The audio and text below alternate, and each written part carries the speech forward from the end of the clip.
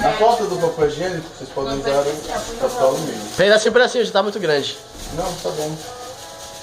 Pega um pedaço. Quadrado. Não precisa ser muita coisa.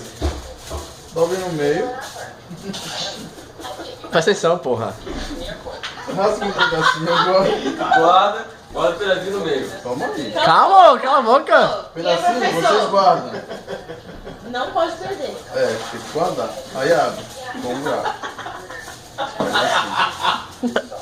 Cobre. Depois de cagar, vocês vêm, limpam. Presta atenção. Limpou? Não, explica como é que limpa. Pra que esse dedo aí? Entendeu? Depois passa por fora. E puxa. Limpou. Limpou o dedo. O pedacinho que vocês guardaram. Limpa a unha. Limpa a unha.